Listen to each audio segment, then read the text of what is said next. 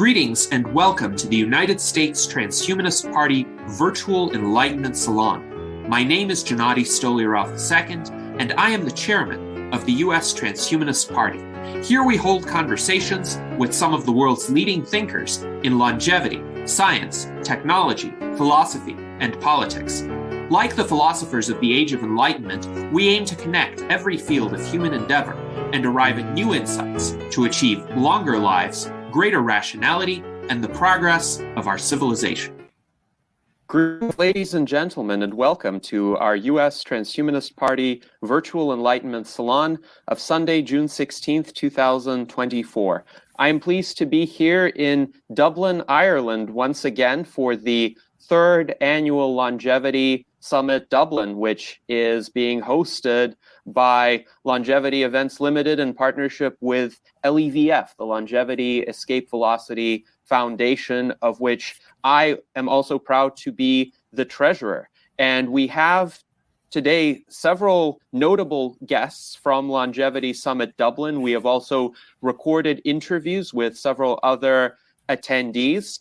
First of all, from the U.S. Transhumanist Party from the U.S., joining us are our Director of Visual Art and current Vice Chairman, Art Ramon Garcia, as well as our Director of Longevity Outreach, Ben Ballweg. And joining us from Dublin, Ireland, are David Wood, who is the Executive Director of LEVF, as well as the founder of London Futurists. And we also have our friend Didier Kernel from AFT Techno Prague and from HEALS. And Didier was also one of the speakers at Longevity Summit Dublin just earlier today. Furthermore, we have Victor Bjork, who is a longevity consultant and a previous guest of ours. If you haven't seen our Virtual Enlightenment Salon with Victor now more than 3 years ago on June 13th, 2021, please do check it out. But first, I would like to ask David Wood for his impressions of Longevity Summit Dublin this year and any noteworthy presentations or ideas that resonated with him. David, please go ahead.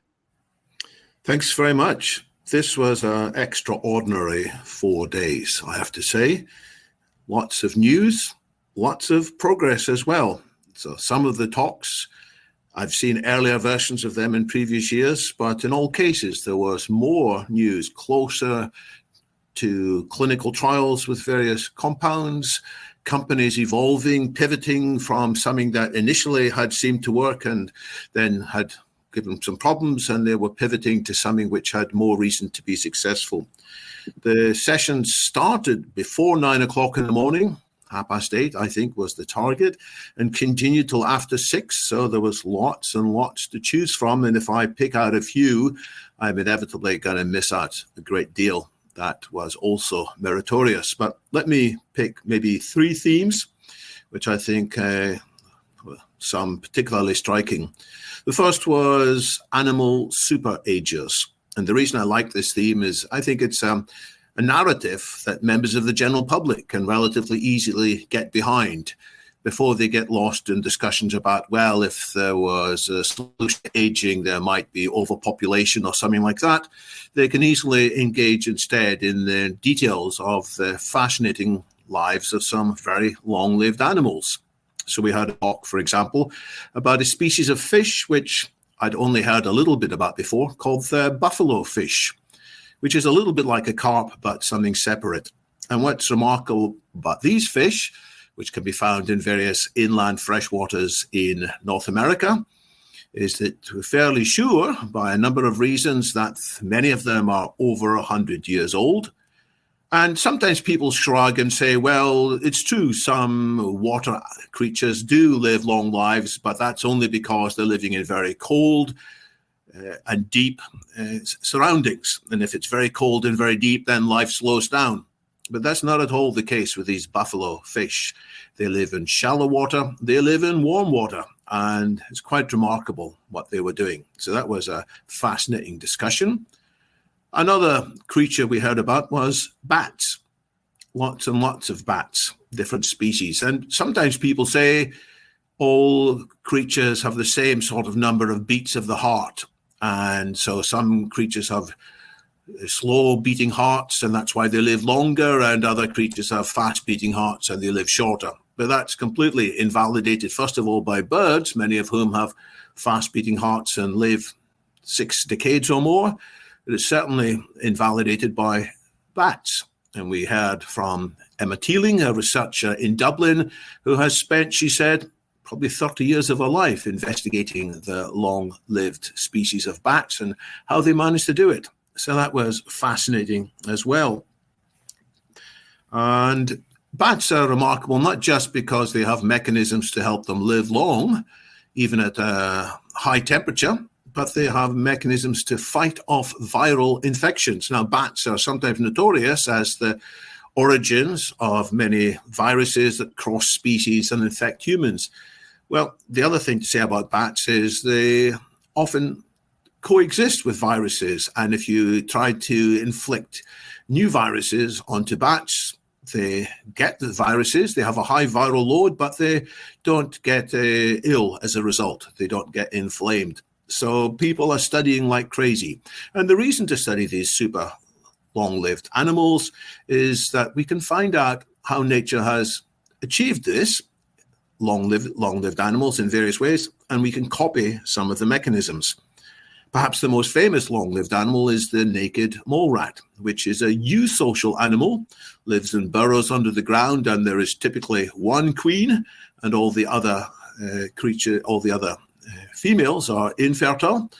But what we learned in that particular talk was that the naked mole rat probably has at least 7 different mechanisms compared to humans that allows it to fight off the normal hallmarks of aging. So people have often pointed out things about its hyaluronic acid in the extracellular matrix of its skin. That's one. People have pointed out its mechanisms to fight off cancer. Well, it seems that these creatures have at least 7 different mechanisms, which is remarkable. And again, we can learn. And the last animal I'll mention isn't yet a long-lived animal. It's the domestic cat. And the reason I mention this is there's a startup created by 2 people, each called Alex, each aged about 30, each with already a good track record. They both admit to loving their cats very much. They say there's been a number of startups targeting long-lived dogs, and they have ideas for how to allow middle-aged cats to be given a new lease of life. And they've studied this quite carefully. To bring a treatment to cats requires some veterinary approvals. There are regulations, but they're nothing like so arduous as bringing a treatment to humans.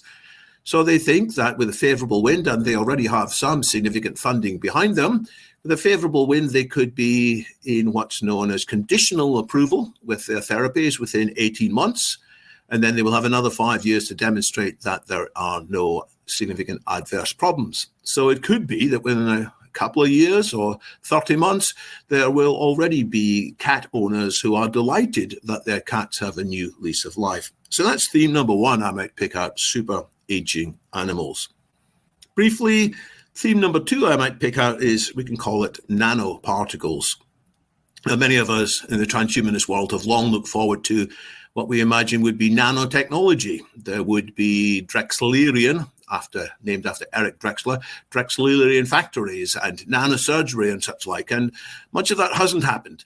But I saw 2 fascinating talks, each in different kinds of nanoparticles, particles that had been assembled by what's known as click chemistry, which is a way of assembling something remarkably different. So one was a talk by a company called Nanotics, and they have a 4-layer nanoparticle that can be programmed to take out of the bloodstream something called signaling molecules. So they have a whole theory that many diseases are caused not by what goes wrong inside individual cells, but what goes wrong inside the signaling between cells. And this is sometimes called the signalome. And Nanotics have been working for quite a number of years, and their progress is coming along very impressively on mechanisms to remove some of the mistakes in the immune system, which lead to a whole number of diseases. So that was impressive, but it wasn't the only nanoparticle that caught my attention. There's a company called Ocean Technologies, which actually was a spin-out from SENS quite a while ago. And initially they targeted senolytics, and they've had some promising results from their senolytics. But what they have also done is they have realized that some of their methods, which they were developing, can be much more widely applicable. And the speaker there, Matthew Schultz, the CEO of Ocean Technologies, he talked about the possibility to have a different delivery mechanism for changing some of our genetic makeup. So we currently often have a choice between some viral vectors and the liquid nanoparticles, but there are drawbacks of both, Matthew explained. And they have a different kind of nanoparticle, which is called a fusogenic lipid nanoparticle, which allows more precise targeting. So again, it's using the latest ideas of chemistry, and they had a whole number of ideas for how this could work out. So finally, before I hand back the microphone, otherwise I will speak all day about the fascinating talks over 4 days. The third theme I'll pick out is artificial intelligence for longevity treatments. We had a great talk first thing in the morning by Ben Gutzel about some of the things Singularity Net's spin-outs are doing. That is different companies there. But the one that really caught my attention was a progress report by Alex Zavaronkov in Silico Medicine. And they have made very significant progress with now 2 drugs discovered by their AI mechanisms. 2 drugs are now in phase 2 trials with humans and a whole number of others. What they are doing is they are shortcutting the process of drug discovery, which has got far too long, far too complicated. Too many drugs get bogged down earlier in that mechanism, in that long series of trials and tests. And with a whole variety of different kinds of AIs, Alex sometimes describes it as a zoo of AI, generative AIs, and so on. They're able to come up with hypotheses for what targets in the molecular machinery, biomolecular machinery, should be addressed by interventions in order to deal with various diseases, and then what molecules can be created. So it's not like imagining a picture in response to a prompt, it's imagining a molecule in response to a prompt. And they can come up with things which then can more reliably go through the trials more quickly. So Alex has gone on from leaps and bounds from when I first met him nearly 15 years ago. So these are 3 themes which caught my attention, but there's at least 10 other themes. In each case, I was impressed at the progress, and the audience, I could tell, was impressed too, as often came up during the quite extensive networking. So these are some opening thoughts from myself, trying to convey some of the excitement and the inspiration which I had picked up at the conference. Excellent. Thank you very much, David, for that thorough and succinct overview. I think you definitely touched on many of the major themes at Longevity Summit Dublin, and there will be a few others that we will explore throughout this salon. I will also add that just before he left, Alex Zavaronkov interviewed me for about 5 minutes, and this is part of his own podcast. So hopefully that interview will be coming out in the not too distant future. And I will also point out, for those who would like to know more about the Cat Health Company and its efforts, we did interview one of its co-founders, Alexandru Voda, on April 10th, 2022. So please check out our virtual Enlightenment Salon with him. And now I would like to go to Didier Kernel of HEALS and AFT Techno Prague. He was one of the speakers at Longevity Summit Dublin just earlier today, and he spoke about challenges with health data and some of the obstacles that current legislation, especially in the European Union, would pose to the use of such health data for longevity research and scientific research more generally. So Didier, are you able to share some of your remarks and impressions at this time? Yes, I will try. I don't know how good is the sound because I cannot hear you so good, but I suppose you can hear me. We can hear you. Okay. So yeah, I think David made a great summary. It was 4 very, very interesting days with a diversity of speakers and with the opportunity to meet many people that I already met and also many people I never met. Yes, I was speaking, like you said, about sharing of health data.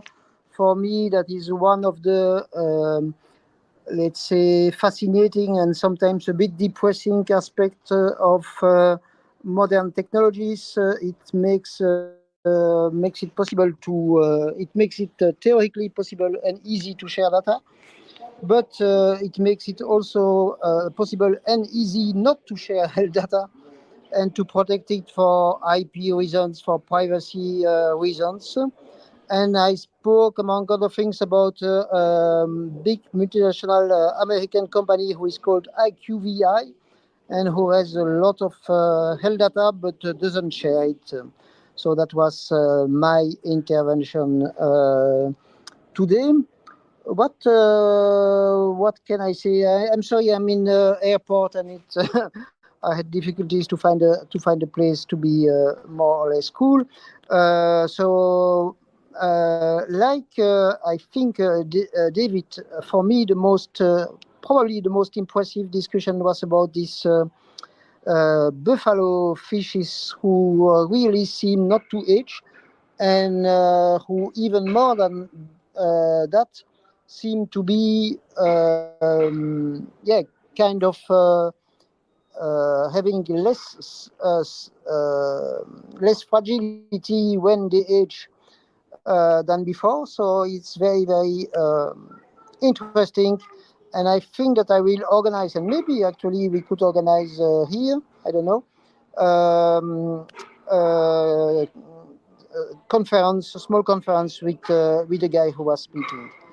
And on an other team, for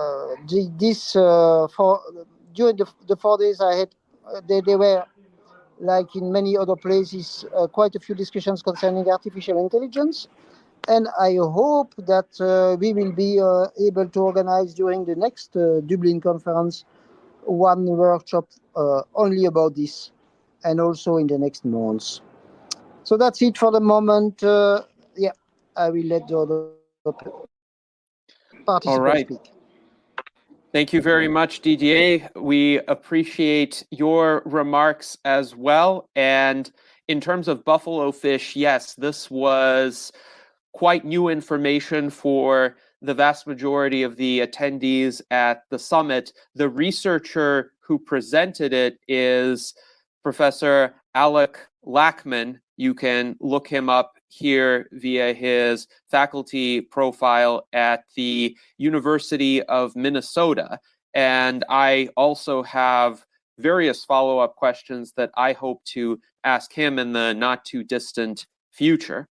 One other key subject area that was discussed at the Longevity Summit, and indeed there was a succession of presentations on it, is the exceptional longevity of supercentenarians. So there were presenters from the Gerontology Research Group, from LongeviQuest, and also from Natalie Coles, who is a long-time collector of biomarker data from supercentenarians. So she actually goes to visit them and collect, for instance, blood samples and other data about their health characteristics to enable us to try to figure out what is it that could account for their exceptional longevity.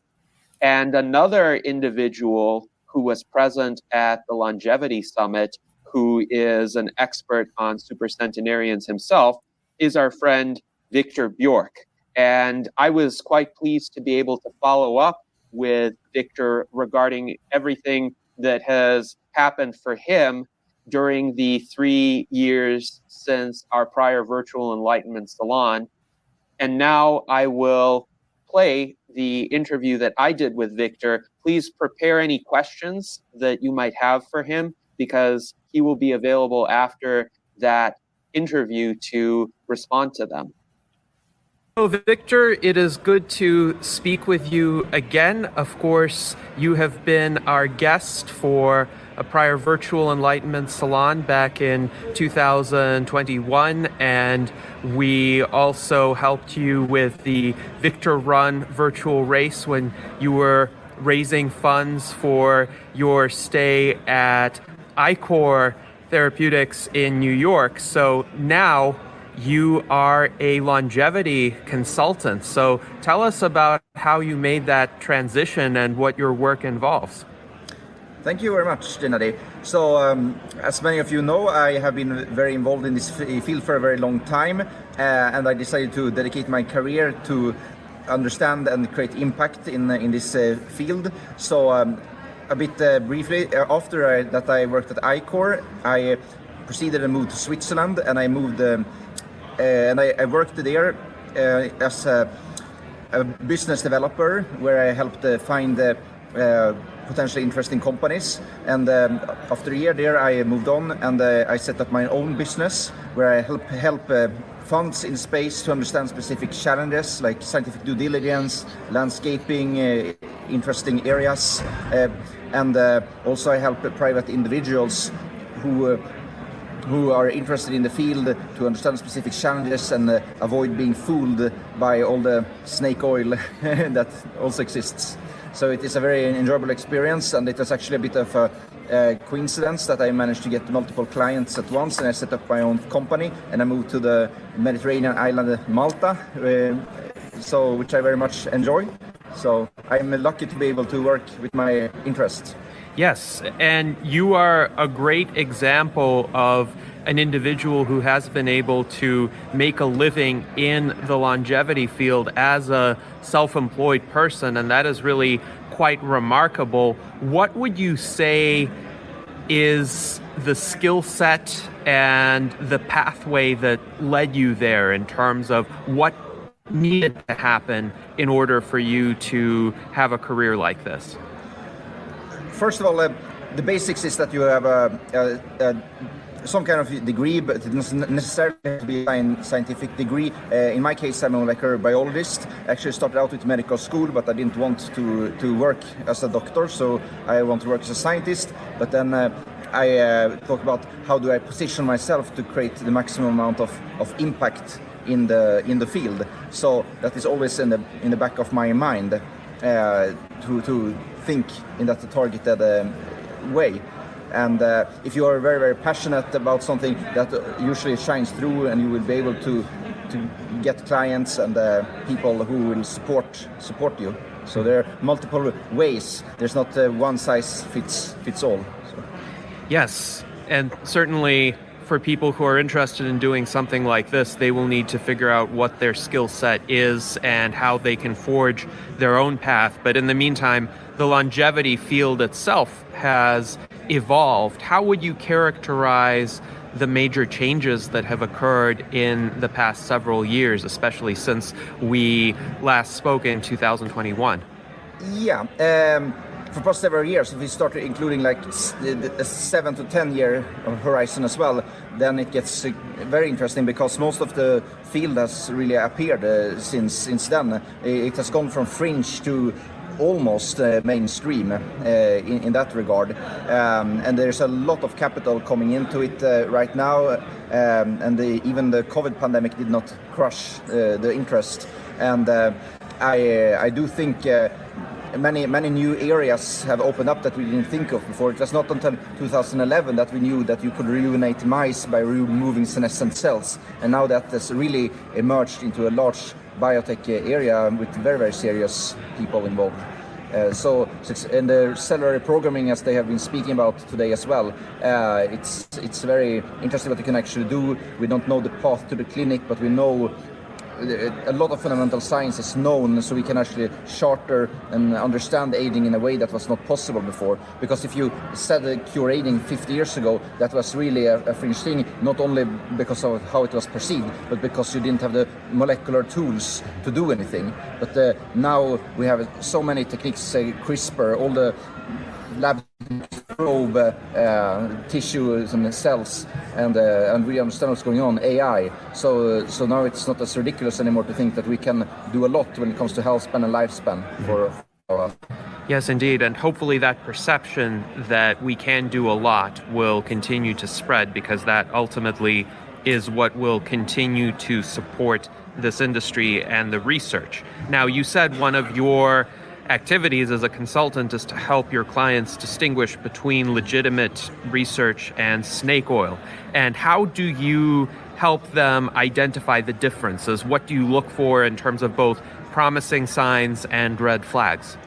You have to be really good at reading scientific papers carefully, and you have to understand the common flaws and distinguish marketing and hype from what is actually reality. But you can't be overly cautious either, because then you would end up doing nothing in that regard. So you have to strike a balance between everything from safety to credibility, what works, what doesn't work, what is something that is plausible enough that you can tell that this is an actionable thing to do, whether it's an investment or implementation of a lifestyle change.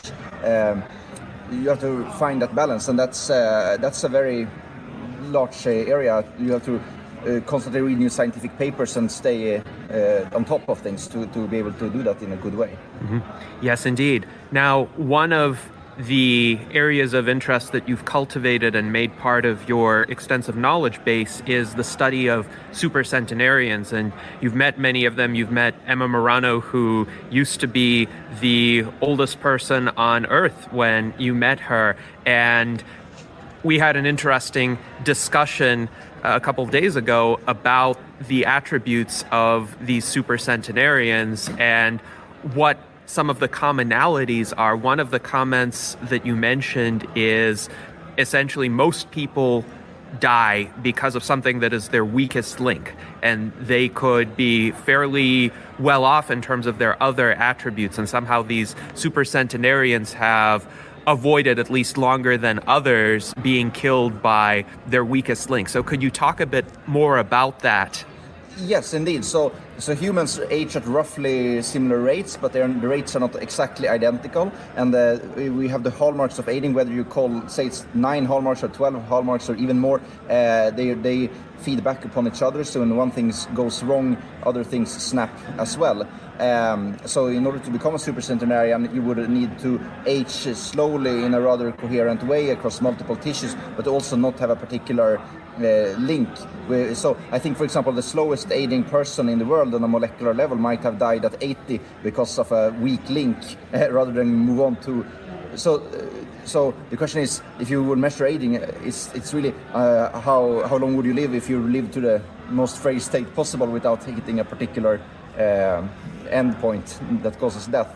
But it's a very interesting area, because when it comes to lifestyle, we know that not being overweight and not smoking gives you a much better chance of living to 90. But when it comes to supercentenarian, it's less clear often what actually caused them to live that long, and it can't be often down to a single gene either so far. So it's interesting. So it's essentially that they've avoided catastrophic failure in their organism from every single possible source of their failure. They're still aging and they can still be very frail, but it's just that no system has critically failed enough to kill them. Exactly. So in a sense, rather than thinking of them as like positively enhanced with a very specific gene or something, you can think of them as abnormally normal. Think of, if you want somebody who just functions normally and abnormally well, then you will end up living a very long time. And that's also when you look at the phenotype.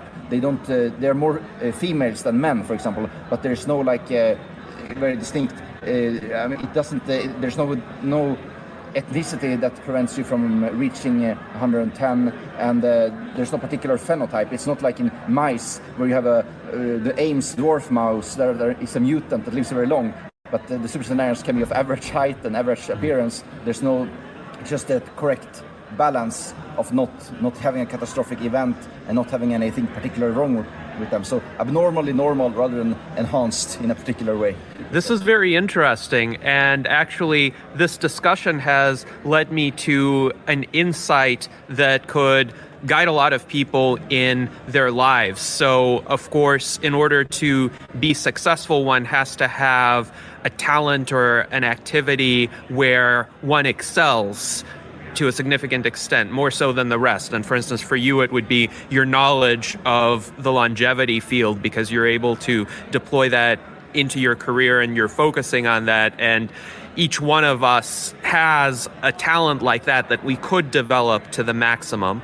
And we also need to avoid these catastrophic sources of failure that could literally kill us. And we need to mind each other aspect of our lives to the extent that it won't kill us. But we don't have to correct every single minor flaw, and we don't have to strive for perfection or excellence in everything. Like, not everybody needs to be a super athlete. Not everybody needs to excel in every academic discipline or even, say, every social skill. They just have to be good enough not to fail catastrophically at it. So what do you think of that approach as a way of maximizing longevity and also still being successful in life without stressing about it too much? Yes, I think that is a very, very good point. Something that distinguishes people who are centenarians is that they often have a strong purpose in life. It's not very easy to quantify by probing their blood or something, but they tend to have low stress levels. They tend to not worry about minor things, even if they had a life that seemed harder towards an outsider. They have not internalized it. Yes, indeed. As for longevity, you're only as strong as your weakest link, so you can live a really long time even if you have not optimized every cell of your body in that regard. So that's a very good point. Yes, indeed. And I think for most of our viewers, this will give them hope. Most people are not going to become super optimized in every respect, but they don't have to be. They just have to pay attention to their health and make sure that nothing fails critically. So thank you for that. I also wanted to get your thoughts about Longevity Summit Dublin so far. We've had 2 days of the summit as of this recording. What are your impressions? I am very pleased to see that the movement continues to grow, and apart from the people who tend to go to a lot of conferences, you also see a lot of fresh faces here from different disciplines, and that's when you have this cross-pollination of ideas, you really can grow the community. So it's very interesting. Yes, indeed. It has certainly been, and we look forward to the remainder of the event. I think that you should try to understand how you can make a contribution. What can I do to help with my little piece of this global movement to accelerate important science? You don't have to be a scientist, but you can be a communicator, or there's so many other things that you can do. So whatever thing that you feel that you can do, reach out, and you can reach out to me, you can reach out to Gennady, but think about what can I do to help out and speed up progress. Yes, indeed. What can one do to help out? Very important question. Thank you very much, Victor, for your time, and I hope that you enjoy the rest of Longevity Summit Dublin. Yeah, thank you very much. All right, excellent. So that was Victor Bjork, and now he has joined us live. Thank you for being with us, Victor. We do have a question for you from our friend Alan Crowley. So Victor wonders, who are your main customers? How do you consult? Upon what topics? And have you considered working with city or state leadership? So feel free to address these in turn. Yes, indeed. So I have both private individuals who are interested in longevity, who come to me to understand where the science is currently. I function as an independent consultant. If you want to visit clinic or a particular MD, I can provide independent evaluation of scientific claims that they make, and also what supplements that are evidence-based and not, and cutting-edge medicines that have a solid scientific data in mice versus not. And I also can provide people with investment advice, look at different companies. So I've helped out some funds as well in the space. So everything from a very personal approach to an investment approach. And I consult. It depends very much on who I am doing. Usually I work on a retainer basis, so a fixed amount of hours. Sometimes I can do some individual hours if somebody just has a very limited specific thing. If I would consider working with city or state leadership, yes, I will definitely be open to that. I'm very broad in my knowledge, and I'm very broad in who I am willing to work with in that regard. So. Yes, thank you very much, Victor. And for those who are interested in finding out more about Victor's consulting services, check out his website, Victor Bjork, Gero Consulting. Alan does have a follow-up question. He wonders, do you have a newsletter? Yes, I have a very popular newsletter on LinkedIn that I publish. So check out my LinkedIn page. I have many thousands of followers there, and I regularly try to be ahead with the new updates on everything from conferences to scientific breakthroughs and so on. So. Yes, indeed. And I just posted the link to Victor's LinkedIn profile right here. You could also find it in our YouTube chat. Please do check it out. I regularly read Victor's posts from his newsletter. I find them to be insightful, and I find them to provide the kind of perspective into the longevity industry that is difficult to find elsewhere, just because Victor has seen so many different organizations and has followed various recent trends, but also his knowledge base is extensive since he has worked in this field for several decades now, and he has worked as a researcher as well, which I think distinguishes him from a typical management consultant, for instance. He really knows this subject matter. So thank you very much, Victor. And we have a comment from London Futurists. There were two octogenarians attending the summit, one male, one female. The male was 81, the female was 86, who both gave the impression of being much younger than their chronological ages, dancing in a sprightly way. And thank you, David, for sharing that. Rudy Hoffman does write that what is worrisome and depressing is that none of these centenarians, and I would say this is true for the super centenarians, the ones past 110, are running marathons or doing the kind of youthful activities that most of us would like as health extenders. He wonders, is he wrong in that? There have been some post 100-year-old people who have run marathons. I don't think anyone past the age of 110 has run an extended distance. But David, please go ahead with your thoughts.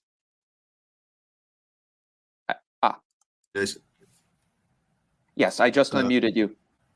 On this point, there have been some very interesting studies. Near Barzilai in New York has studied the community of super agers based around New York. And what I learned at the conference is that there have been similar studies in Leiden in Holland and also in Poland of not just individual super agers, but small families of super agers. So there was one photograph of 4 sisters in Leiden in Holland, each of whom were over 90 years old, and all of them were pretty healthy.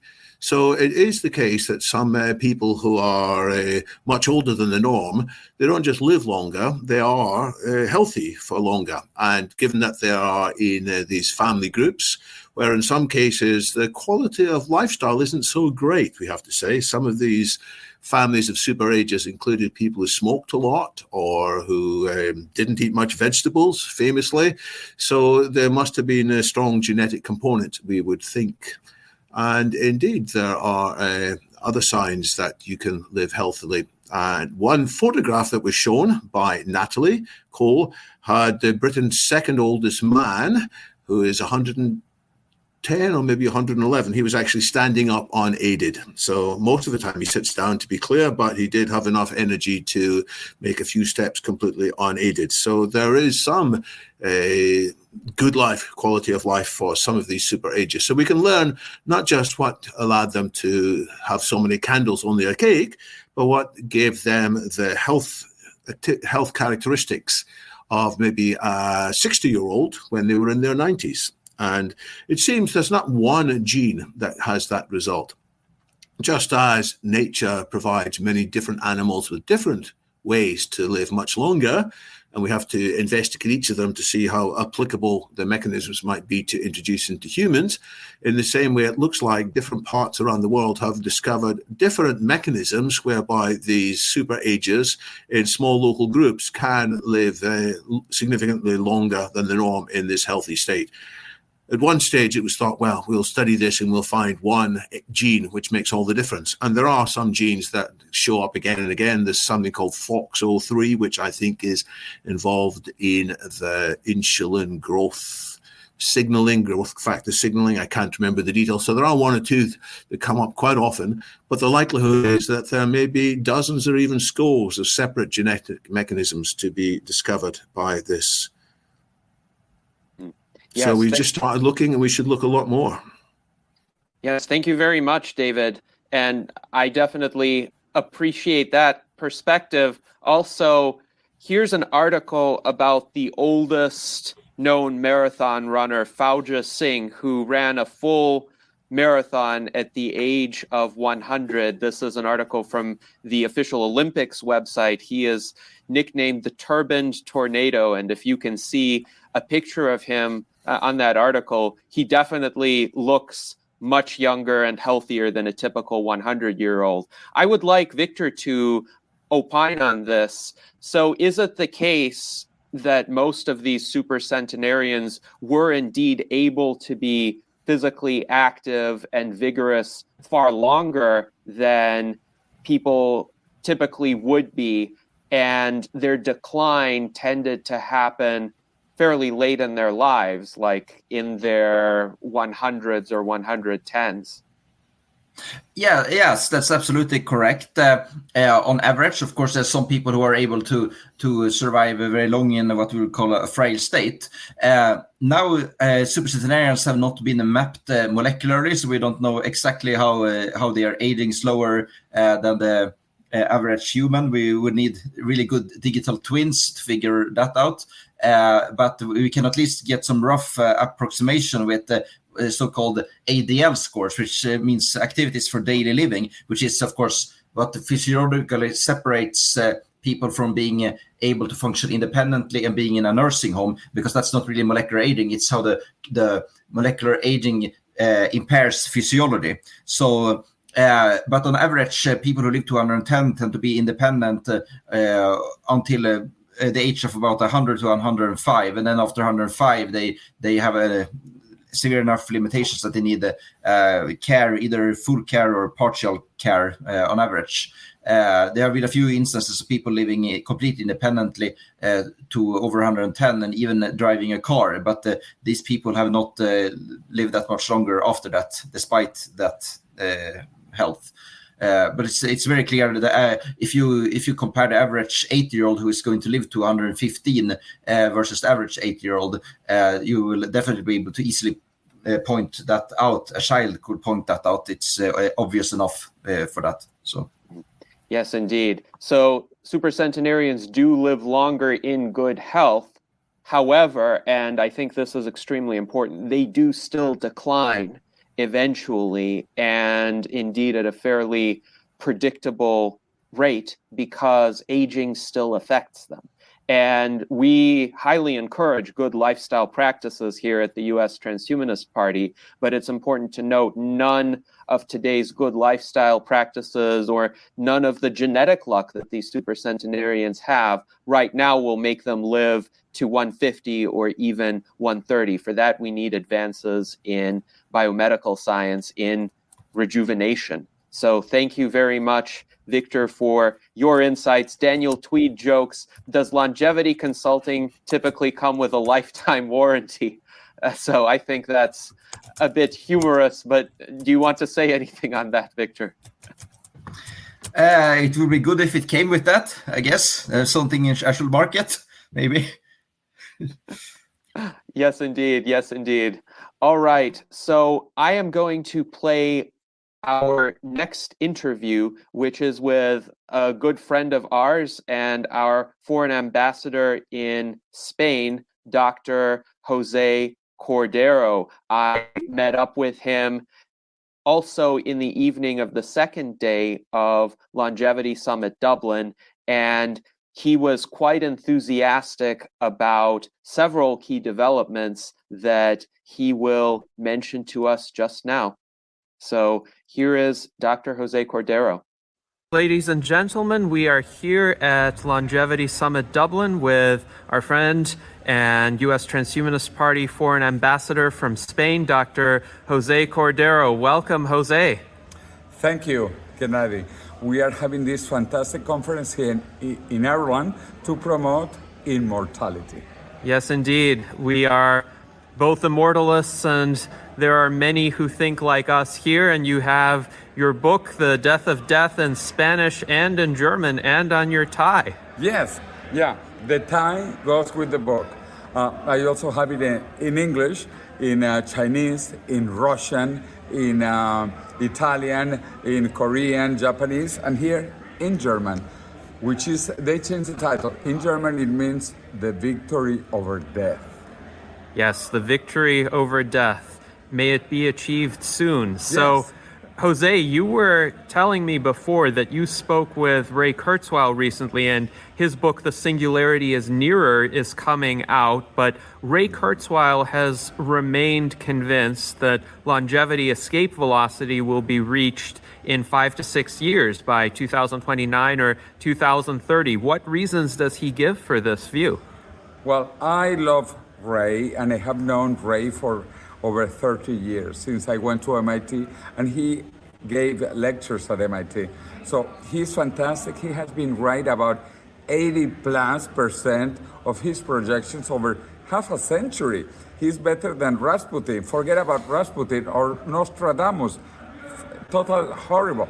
Ray Kurzweil is incredible for predicting the future. And in his new book, The Singularity is Nearer, he talks about reaching longevity escape velocity between 2029 and 2030. And he is 76 years old. I mean, he's not a baby. He's 76 years old. And he talks about how artificial intelligence is coming to save us. Artificial intelligence will be able to sequence and understand the human genome, all diseases, and help us to find how to stop aging, how to reverse aging. So I think it's incredible. I wrote to him, he sent me the manuscript of his book before, and I said, are you sure that we can reach longevity escape velocity between 29 and 2030? And he said, yes, and I will not move my prediction, and I am convinced this is going to happen, and I am convinced that I will not die. This is so incredible, incredible. You know, Ray Kurzweil, a visionary, a fantastic guy, MIT, Singularity University, best-selling books, and he says he does not plan to die. And I certainly hope that he is correct, because that will mean we will not have to die.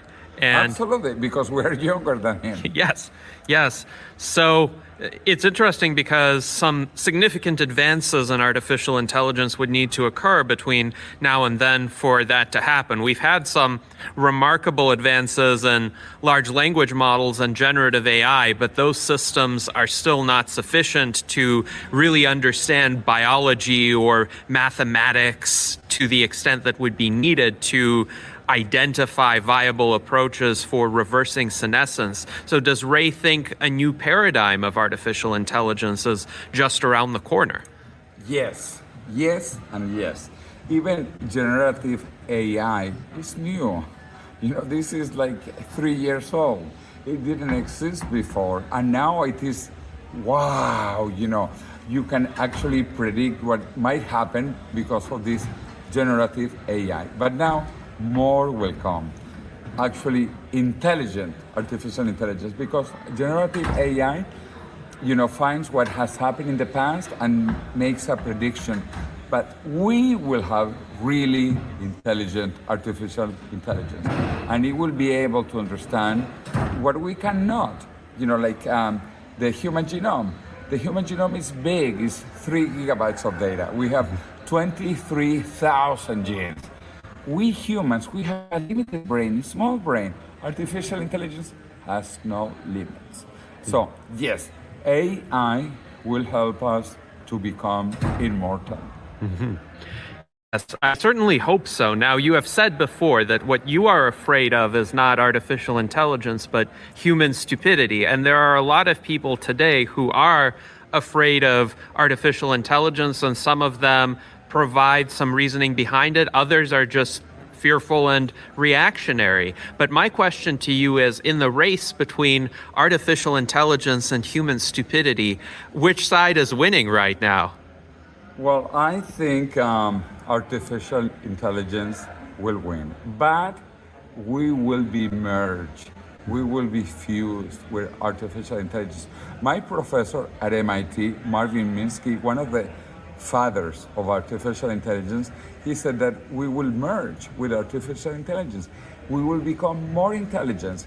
We will use this artificial intelligence to become better human beings. And actually, technology is what makes us different from animals.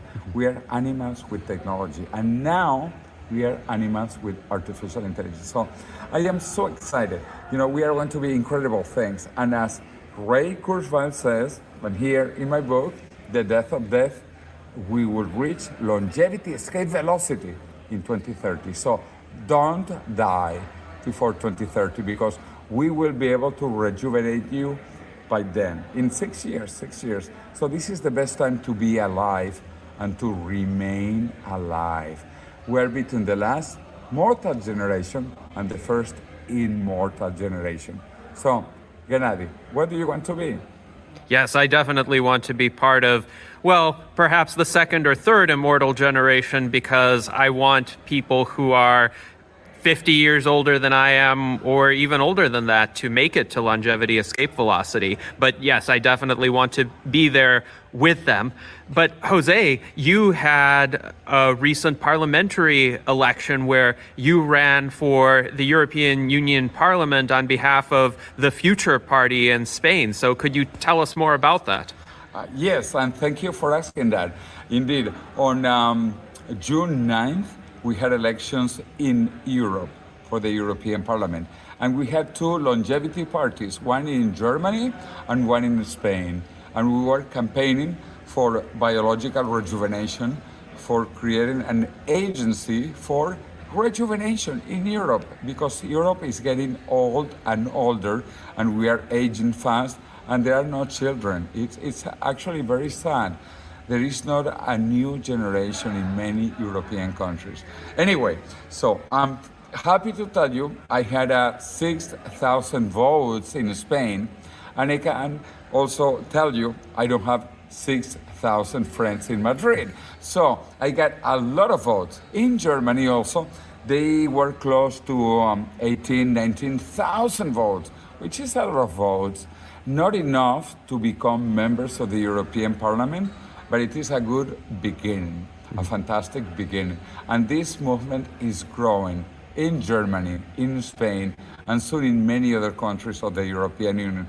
And so, for the next European election, which is in 5 years, we hope to have some members of the Parliament working on rejuvenation. Yes, that would be a tremendous achievement, and it would greatly aid the visibility of the longevity cause as well as the transhumanist movement. Now, I think all of these votes were hard-earned, and many of the people who voted for you or for the Party for Biomedical Rejuvenation Research are people who were introduced to these ideas by these campaigns. So we definitely applaud you for that extensive outreach that you performed. Now, another way of getting people informed about longevity and the possibilities is through events like this one, Longevity Summit Dublin. So I wanted to ask you, what are your impressions of the summit thus far at the end of the second day? Well, fantastic. The Longevity Summit Dublin is the place for you to come if you don't want to die. If you want to die, don't come. Don't come here.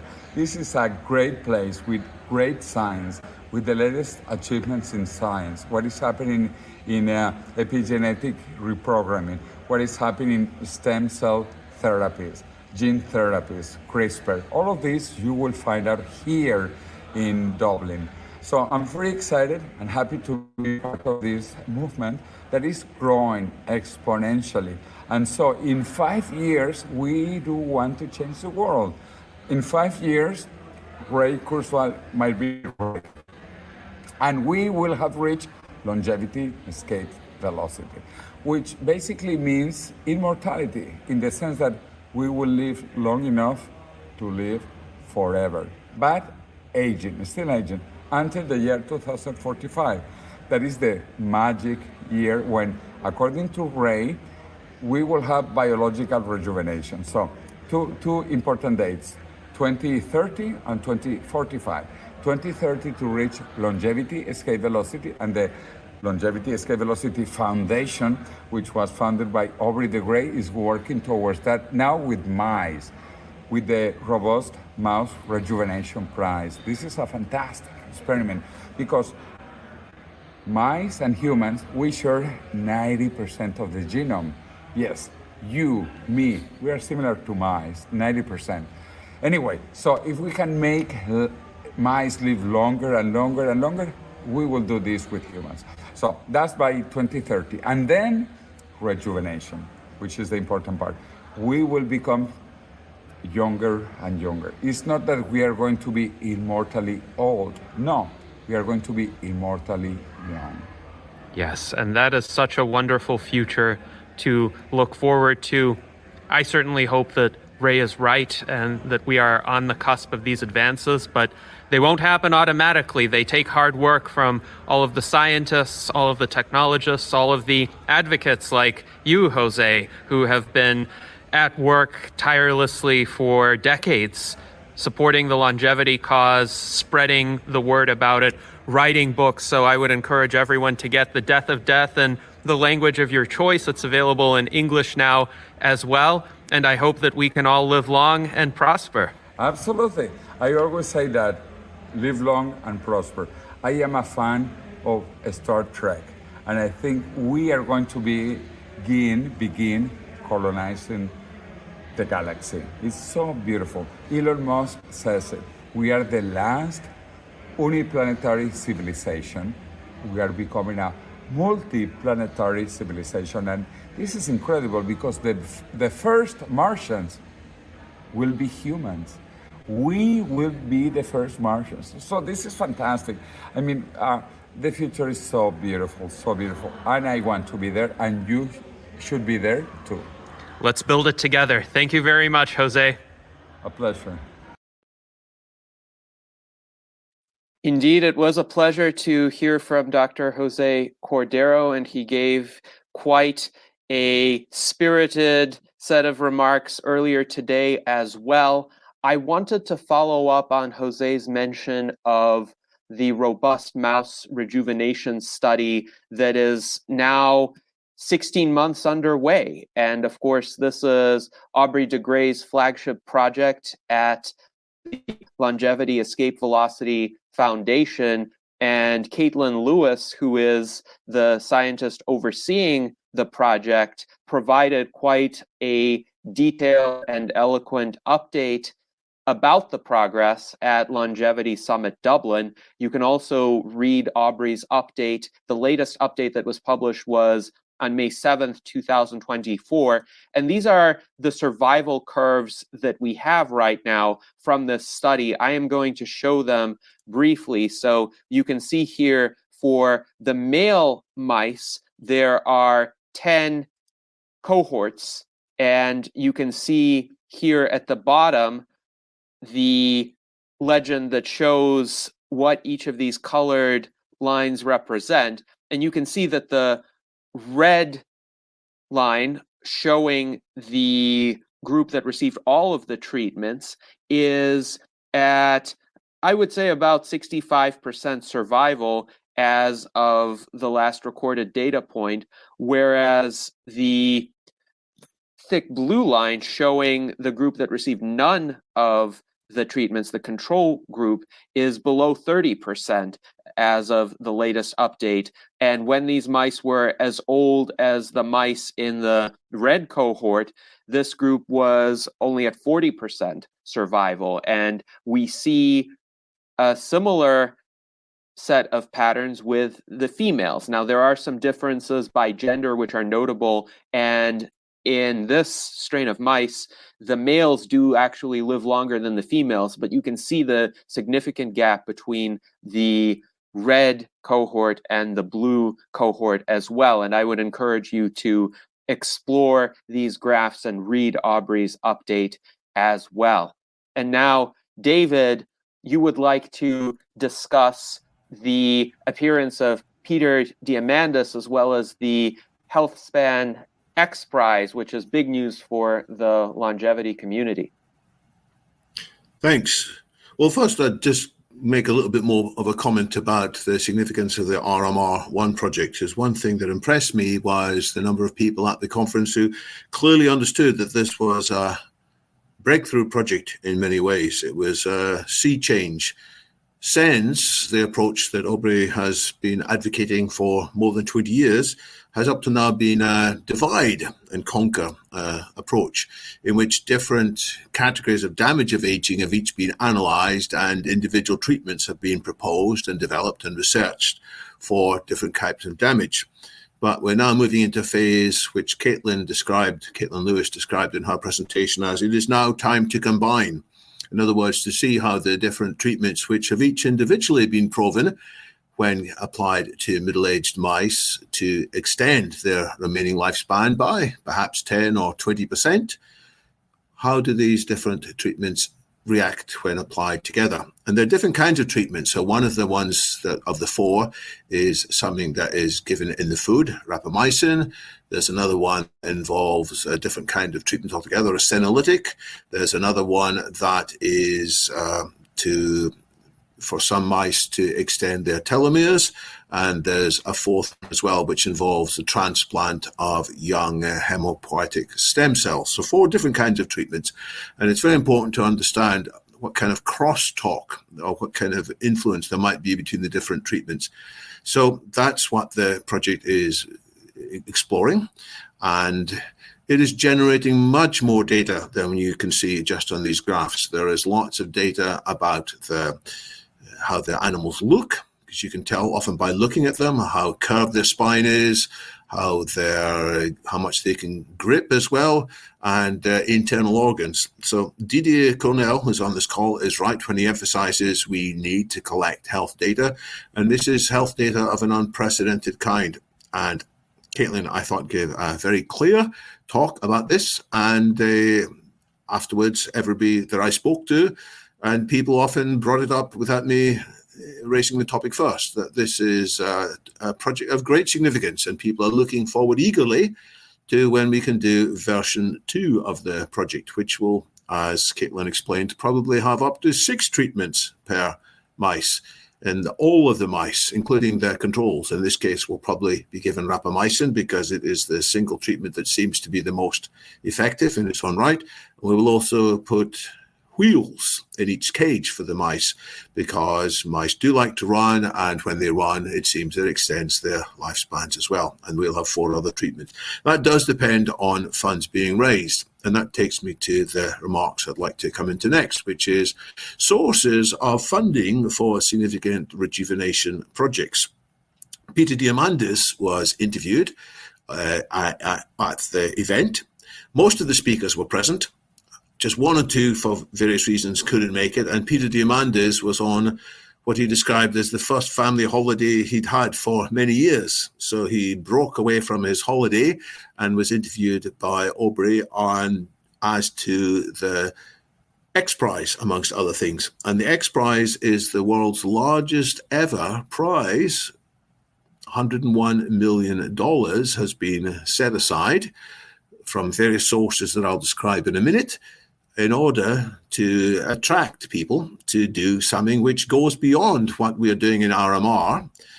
RMR is intended to obviously rejuvenate several different aspects of the mice so that the mice will be protected against aging in various dimensions at the same time. Well, for a company to win either 100 million or 90 million, it depends on how well they do, they have to demonstrate through treatments applied over a 1-year period that the functional strength of your muscles, the functional strength of your immune system, and the functional ability of your brain, your cognitive strength, that all three of them have been rejuvenated by 10 years if for the smaller amount of the prize, or by 20 years for the larger amount of the prize.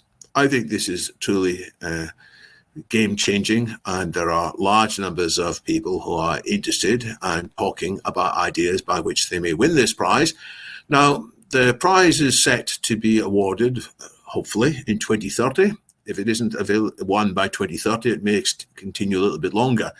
Jose Cordero was listening carefully to this talk, and he asked a question over the remote system to Peter Diamandis. He said, well, your friend, Ray Kurzweil, who together with Peter Diamandis, the two of them have formed the Singularity University.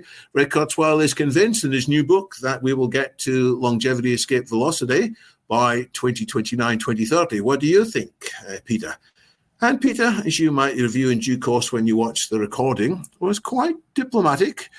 I think what he has in mind is that there are two scenarios. That it could be indeed a rapid improvement in AI, which will accelerate everything.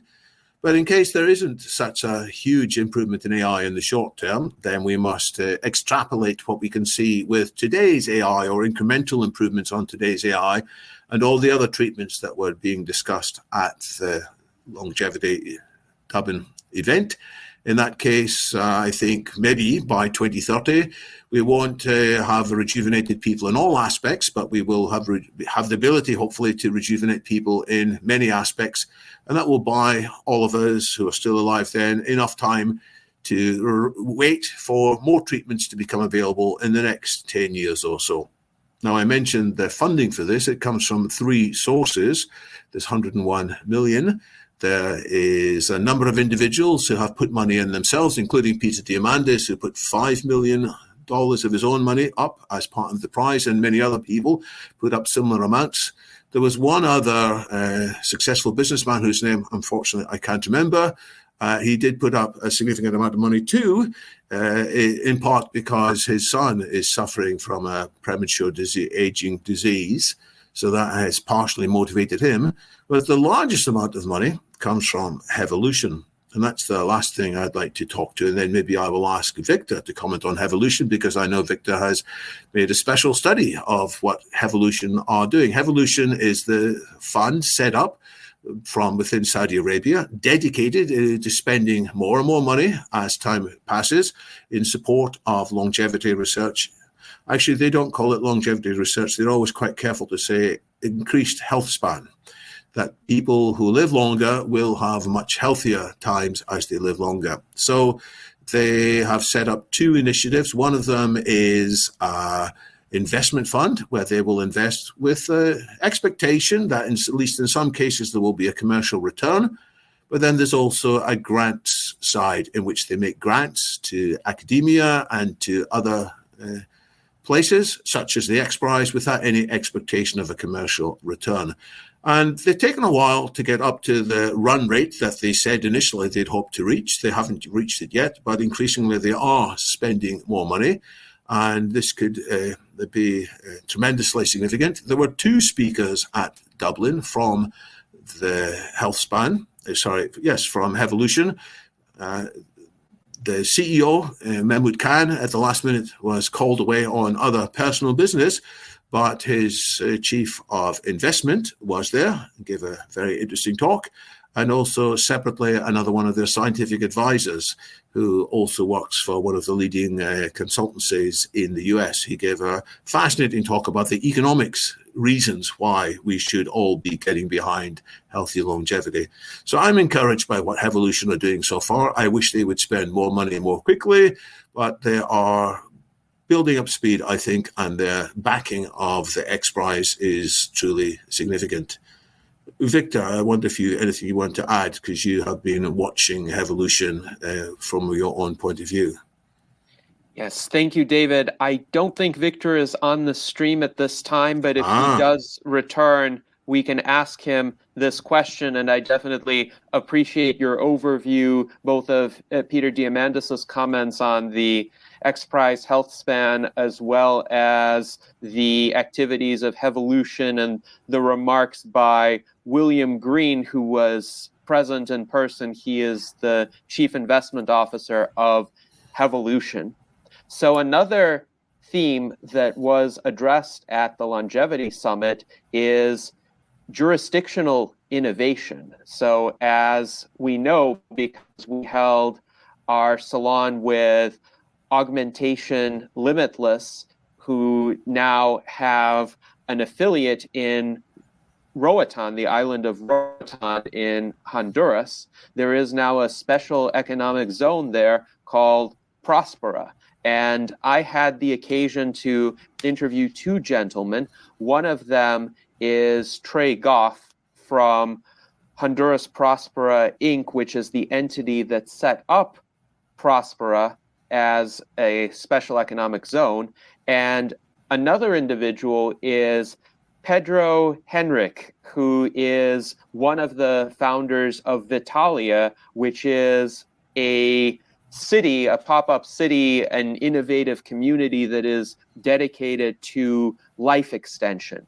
And because of the longevity focus of the summit and our salon, I'm going to play the interview with Pedro first, and then I will play part of the interview with Trey because it was actually quite extensive. We'll see what we can get to during this stream, but you will also be able to find the full interview with Trey on my YouTube channel afterward.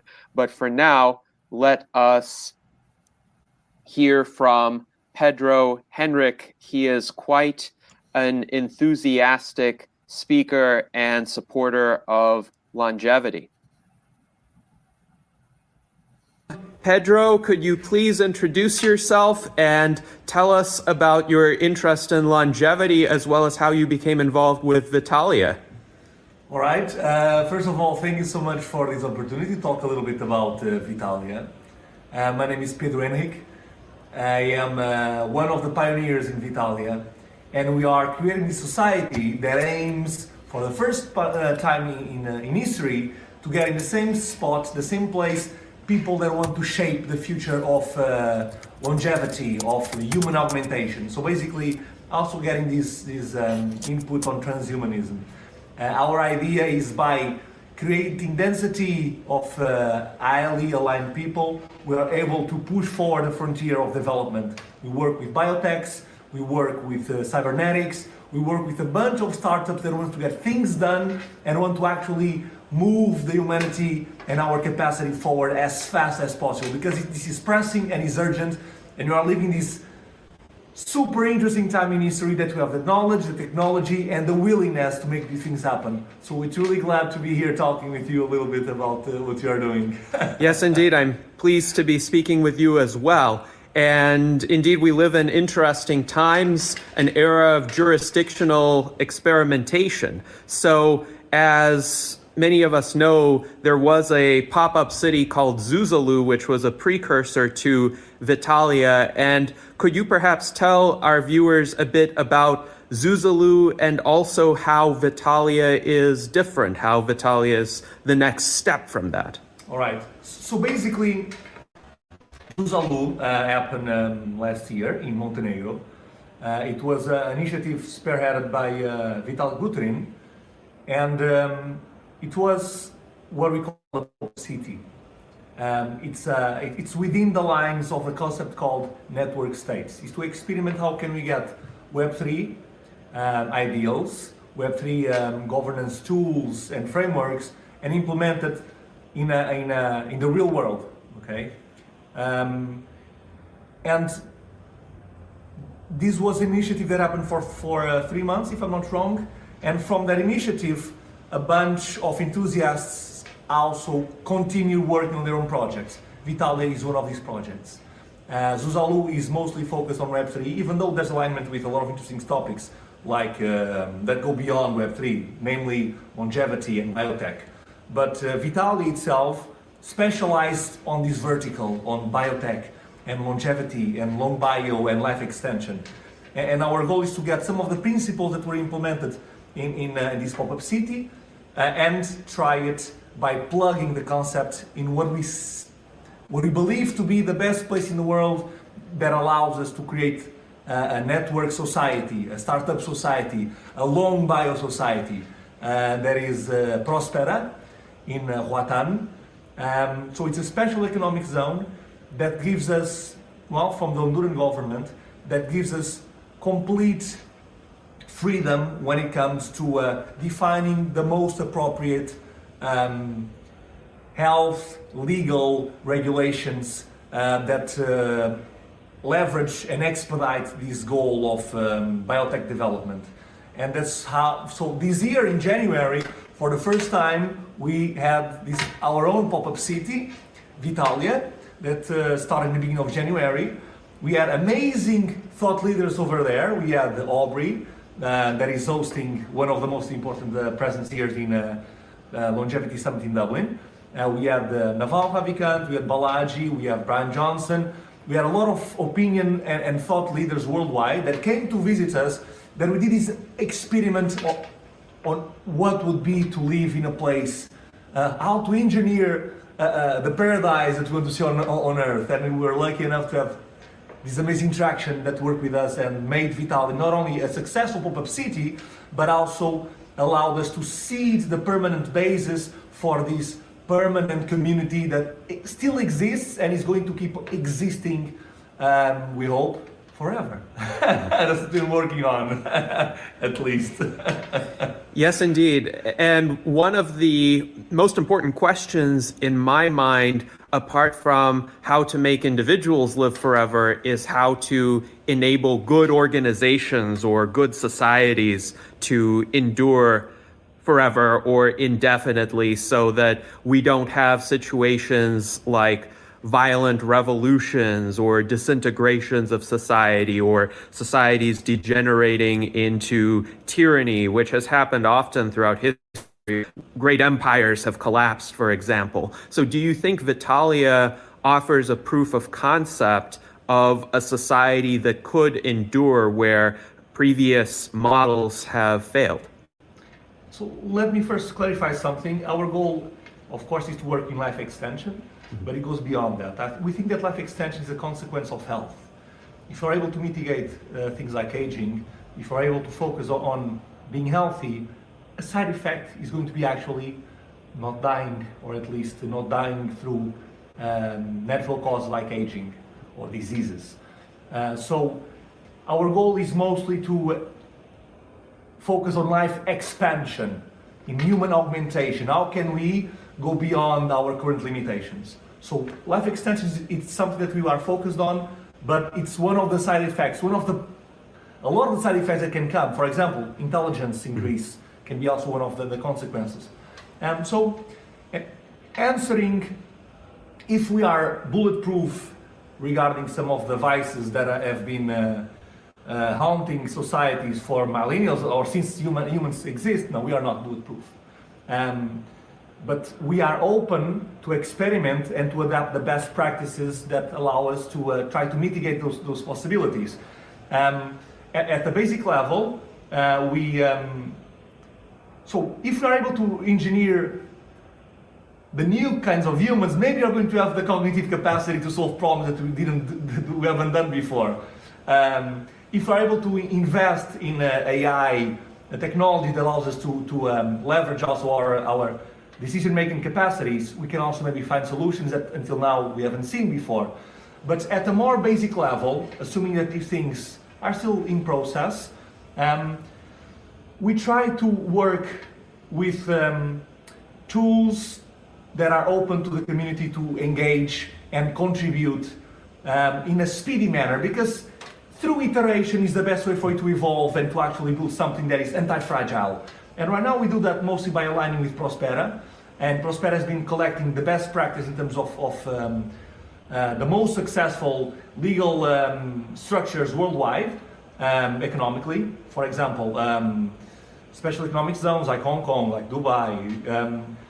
But we go beyond that because we also focus on the human aspect of liberty. So, and for that we have been including and even inviting prominent philosophers and economists to contribute on how to paradise engineer this place that we want to build.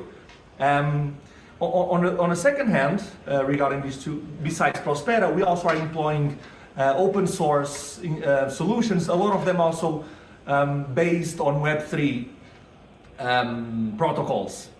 And that's something that we think is important to understand from everything that exists. So Web 2, Web 3, Web 4, or Web whatever is going to come, we are not stuck into a single philosophy when it comes to what are the best ways to create the best society.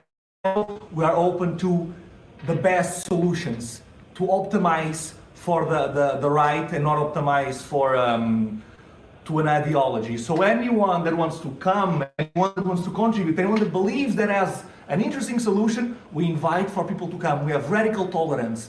We believe that only by exposing our current beliefs and our current ideals, our current basis of operation to external challenges, external ways of thinking that may try to change and try to deconstruct some of the things that we are creating right now, is the only way that we actually can do something more sustainable. So by operating and integrating everyone that is willing to contribute, that's how we create an anti-fragile society that tries to mitigate some of these issues that we're trying to solve.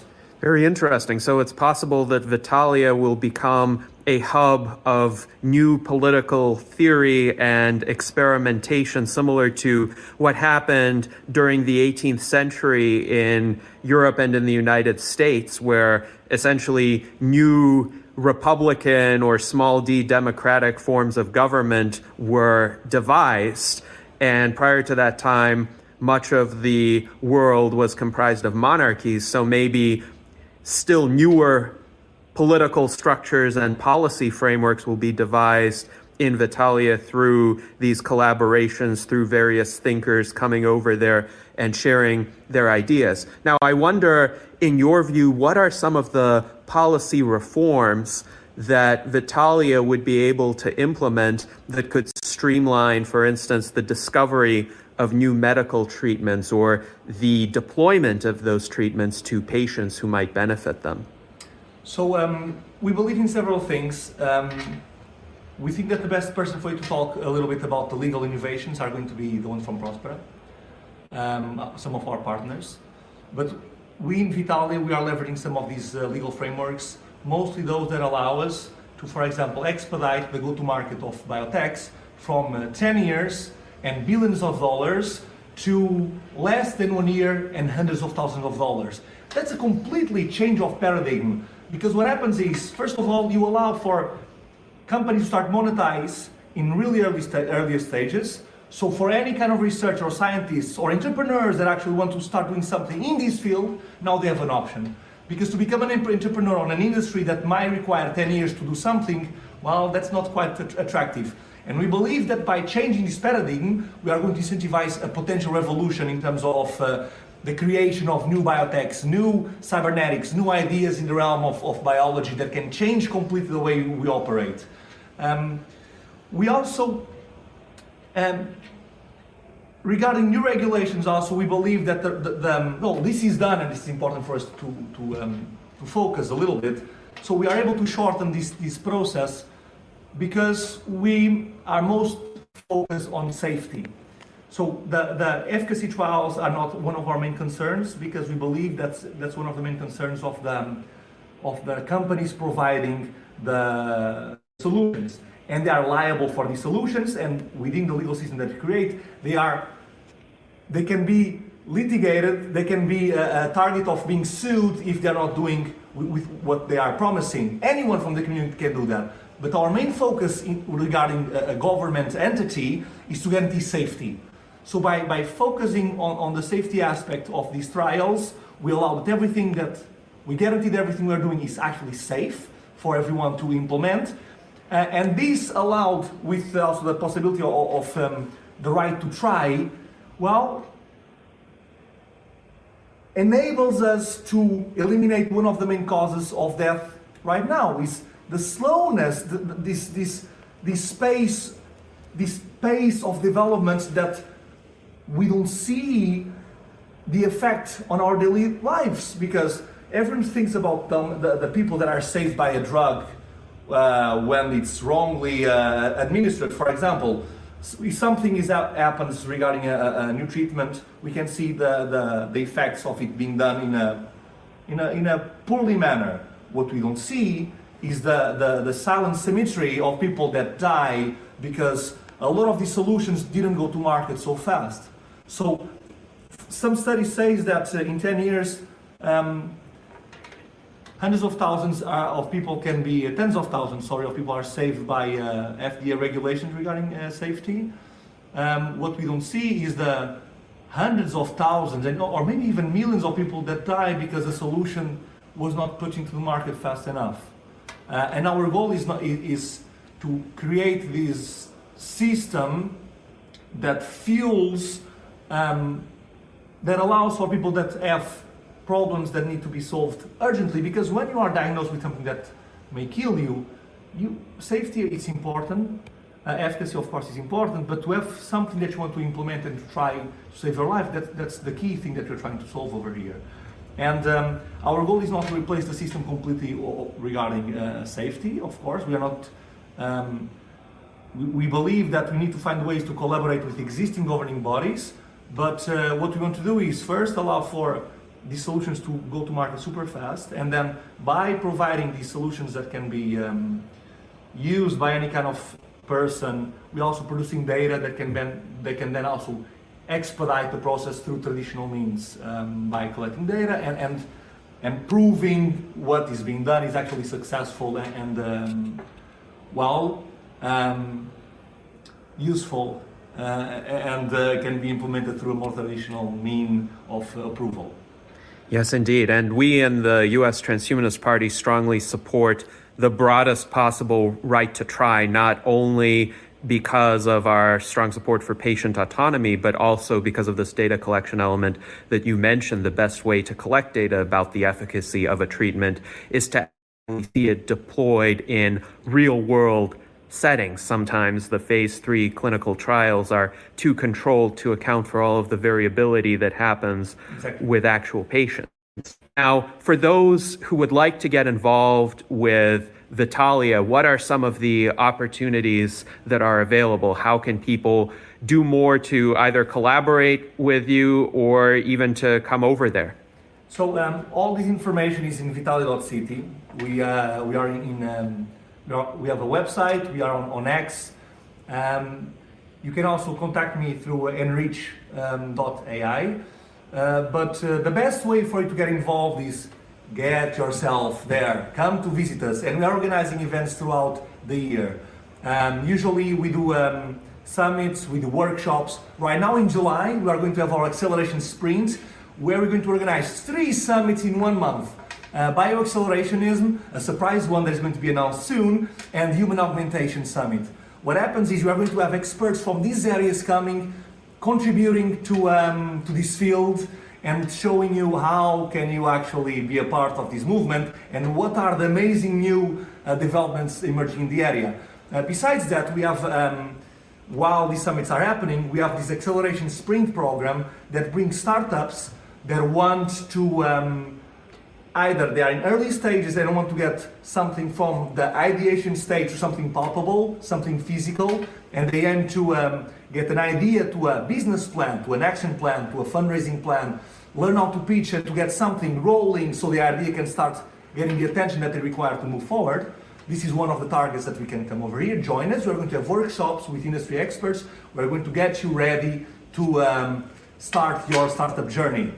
Additionally, if you are a company going through clinical trials, seed stage, Series A, we're also going to use this acceleration period to help you employ the mini circle framework, the Prospera framework that allows you to shorten this go-to-market from 10x. So from 10 years to 1 year, from billions to hundreds of thousands. So it's amazing for startups. Also, if you just want to get things done, well, just come and join us because we are a society that aims at getting things done. So if you want to get the work that you would do in 3 or 4 months in 1 month, well, we have an amazing accountability and deep work group that we do things together. And we're also implementing something we call the Vitaly Protocol.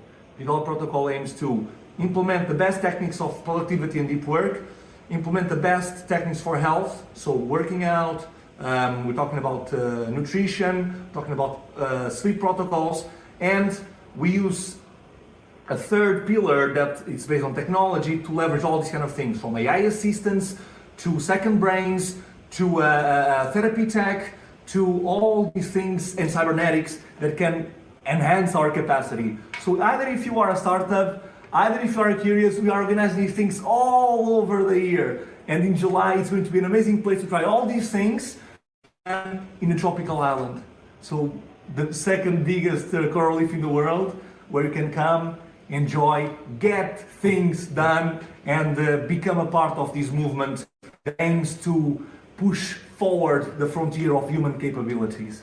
Yes, this is all extremely intriguing, both from a broader standpoint of accelerating progress, as well as from the standpoint of creating an environment that really catalyzes personal improvement and productivity and good health, good habits.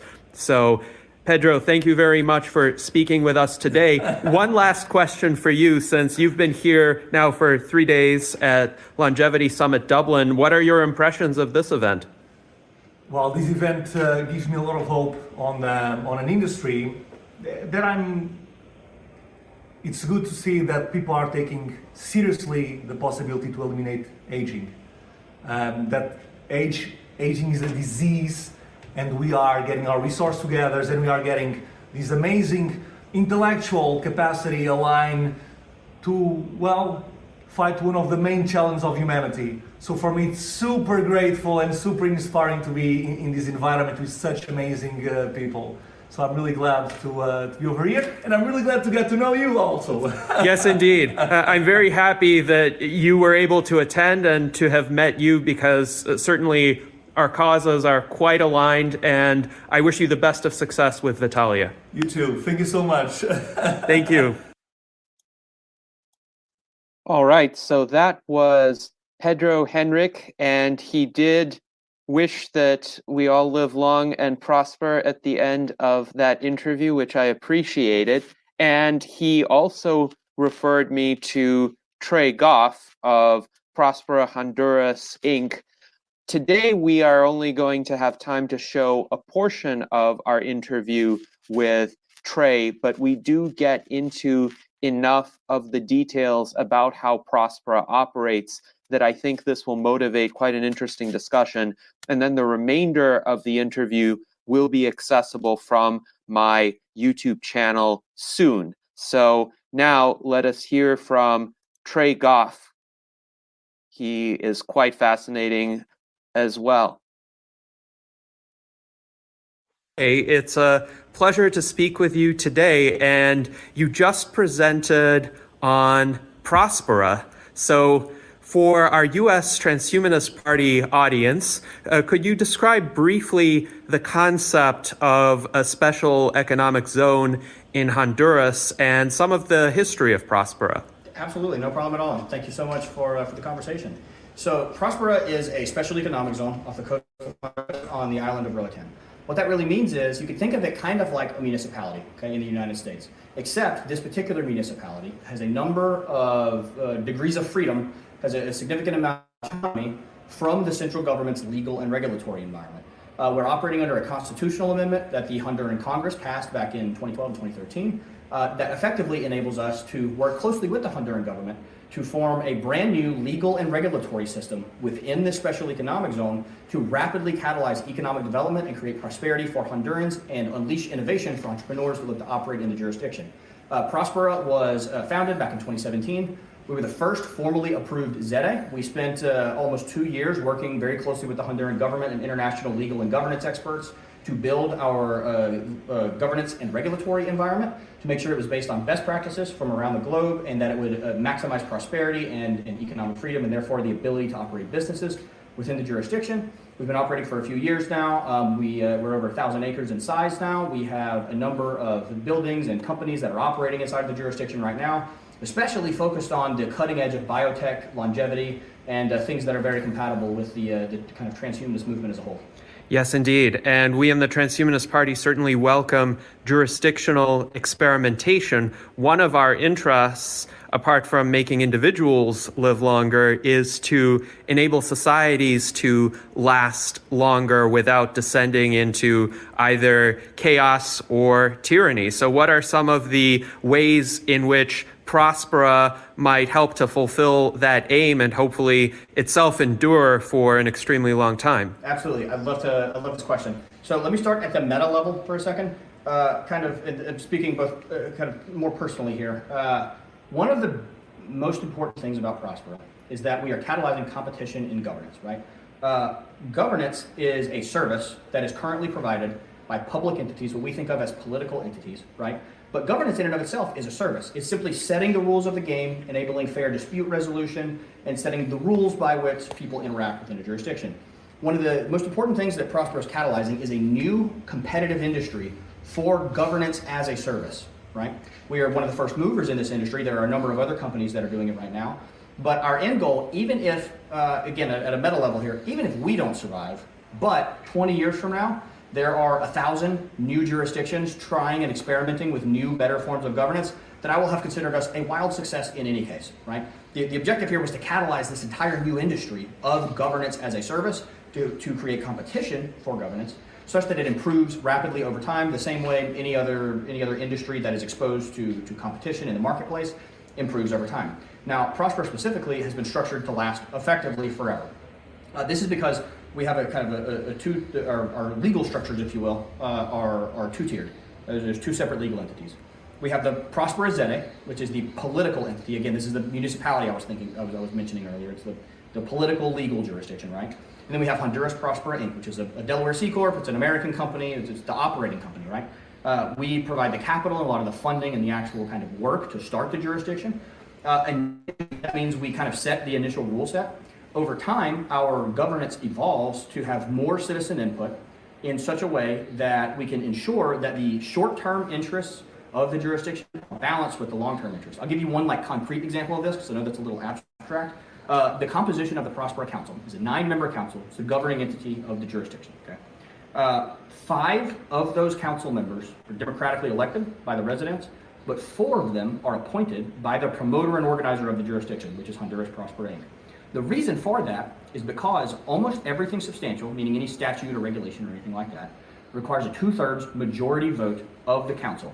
What that means is you have the frankly short-term focus, which for good and for ill, democratically elected members of the council who are focused on kind of the short-term benefits for their residents and for their constituents, counterbalanced with the much longer-term view of Honduras Prospera Inc. as a private company, which wants to grow as profitable as possible for as long as possible, right? To be a multi-century extant company, effectively.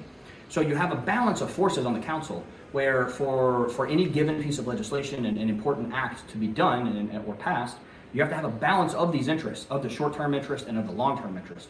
We're also the first jurisdiction to implement something called double democracy, which effectively means, the way this works mechanistically, anything the council passes, the residents have the right to immediately veto via referendum within the 60-day window after that legislation is passed.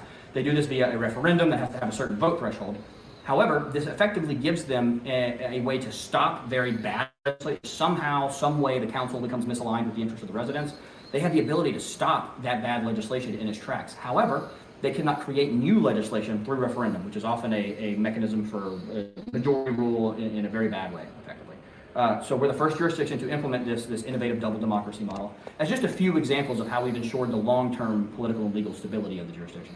Yes, this is very interesting. So it's kind of a mixed democratic model with small d democratic veto power. Usually veto power is held by an executive, but you've kind of inverted this, which is quite interesting as well. And I can see essentially how this would work from the standpoint of protecting individual rights, because this democratic veto power would be particularly inclined to be exercised in situations where a majority might perceive a certain vital right as being infringed upon. However, the lack of ability to propose positive legislation by referendum could prevent policies that, for instance, would redistribute wealth from one group of people to another. Exactly. You hit the nail on the head there. I mean, you can imagine, let's imagine for a second a worst case scenario, right? Let's say far in the future. Let's imagine there's 10,000, 100,000 residents in Prospero, whatever the case may be.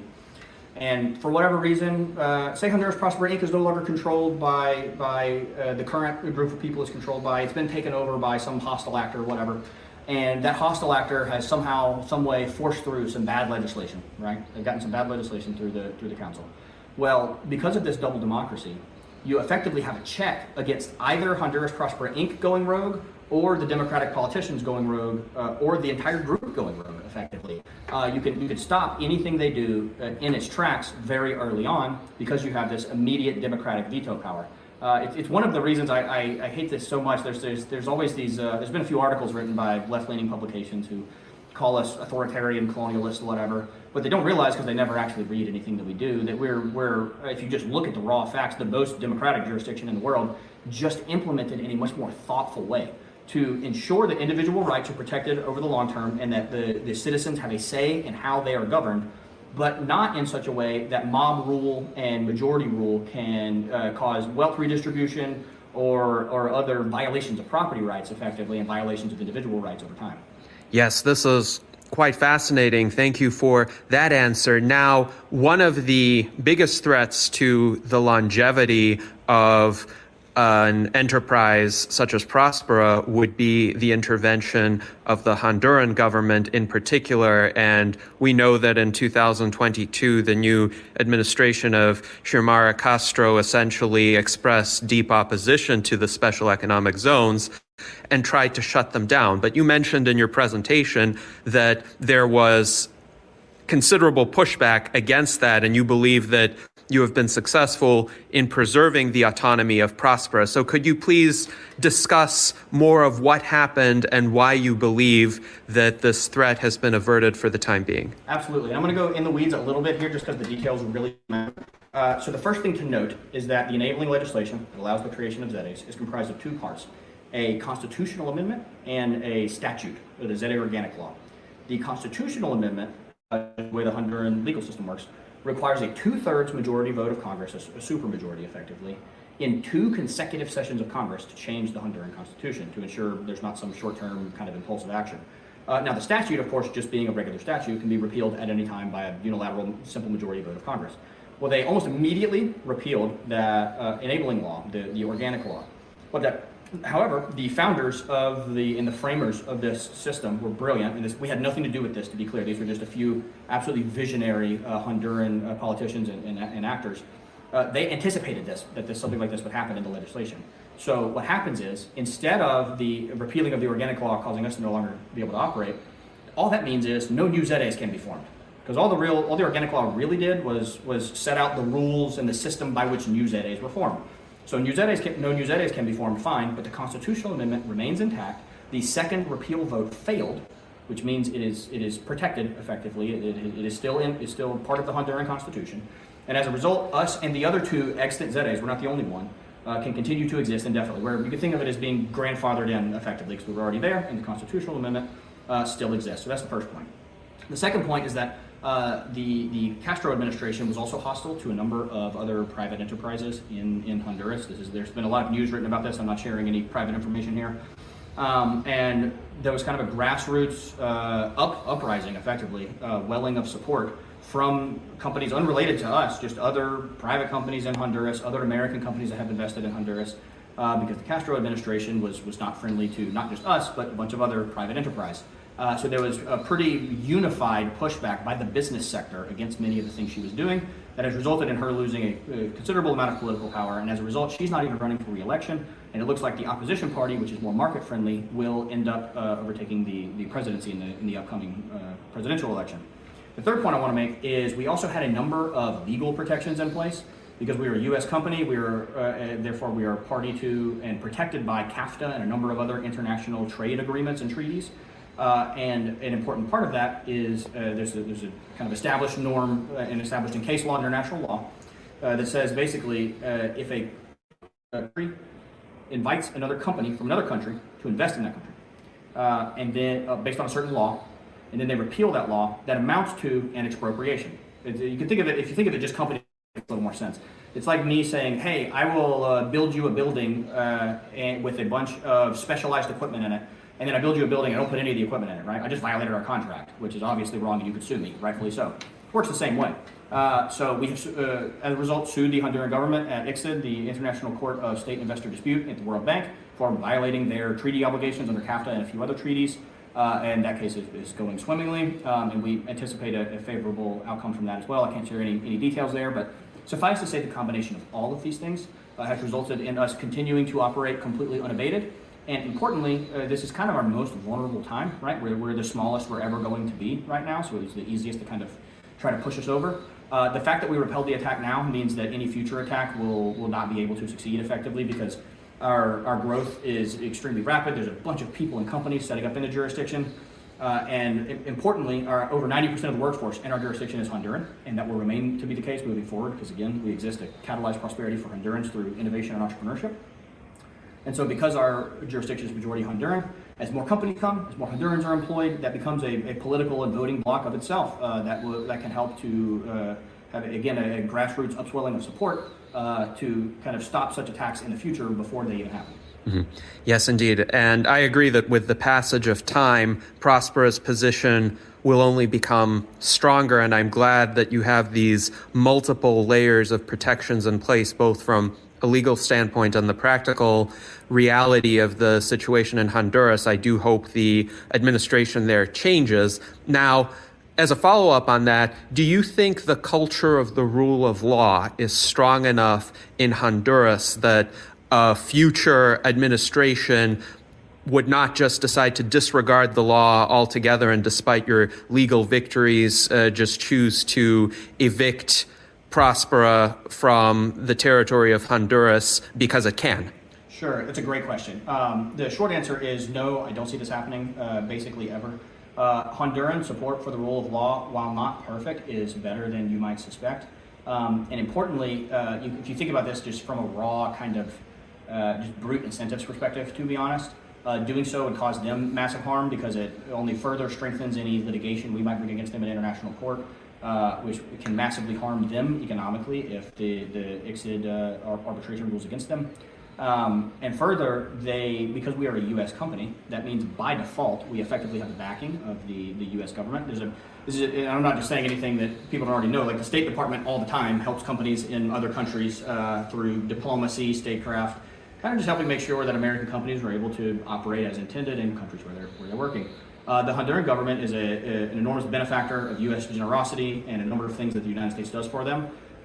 So kind of attacking us frontally that way would have, again, I'm speculating here some, but I suspect would drastically, let's say, worsen diplomatic relations between the two countries, perhaps in some tangible ways. I can give you some evidence for this already, in that the United States actually revoked the visas of a few Honduran politicians because of some of the extremely inflammatory things they said and actions they took against not just us, but other American companies. I mean, for example, Dole has massive operations in Honduras for their fruit farms. So it's not just us here, to be clear. So I suspect over the long term that this becomes less of an option as Honduras remains, the importance of Honduran-U.S. relations remains incredibly important. All right, so I am going to stop the interview here for now, but again, the rest will be up on my YouTube channel. I wanted to provide an opportunity for David especially to offer some thoughts in regard to what has been said. I think we did cover a lot of ground with these interviews. Well, it's absolutely fascinating, and they are to be applauded for the serious thinking seriously about options for organizing more effectively to bring solutions to market without some of the hindrances that have grown up accidentally in some ways or sometimes purposefully. So many people are thinking about alternatives. People can look online for something called Longevity Network State or Longevity State Conference, in which different people have got different ideas. I know Trey is expressing optimism that the site in Prospera and Vitalia will persevere. Other people are saying, well, in case it fails, we can retry some of the same ideas elsewhere in the world. So Lawrence Iron, who is also one of the thinkers and movers behind this particular aspect of longevity. He has a number of other candidate places, some in America, some in Europe, some in Africa and elsewhere, possibly. Some of the people in the conference weren't entirely convinced. They were saying, do you realize if you go too quickly with approvals for new drugs, that can be terribly disruptive? Some doctors said that many side effects from drugs that haven't been properly tried. Other people spoke about stem cell treatments that were outright dangerous and should be prosecuted. There is a Netflix video series, which I recommend, called Bad Surgeon, about a notorious person who was very famous and very well respected for a while, but it turned out his stem cell treatments were nothing like what he claimed.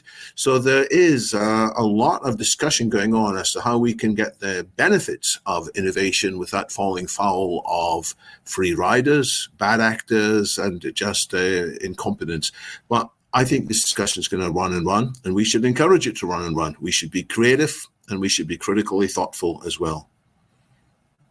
Yes, indeed. I think we need to discuss the implications of each of these innovative proposals and brainstorm about possible vulnerabilities, which I did with Trey. And actually, the interview continues in this fashion. We delved quite a bit into the regulatory insurance aspects of Prospera that Trey also briefly mentioned during his presentation at Longevity Summit Dublin.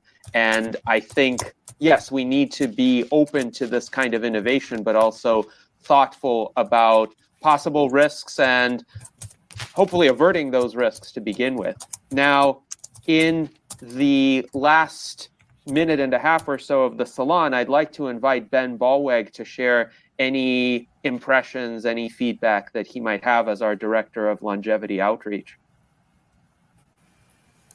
I'm glad you guys heard about that buffalo fish. That's kind of neat, and that's a little bit in my backyard up in northern Wisconsin, border with Minnesota. But any reveal that happened this year? I know last year was Dublin Longevity Declaration. Any other big splashes that happened this year at the summit?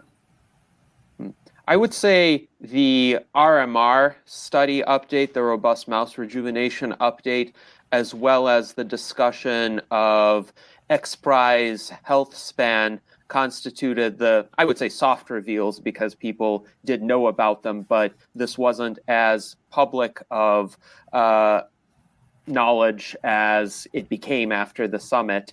But Didier, if you have some comments, please feel free to share.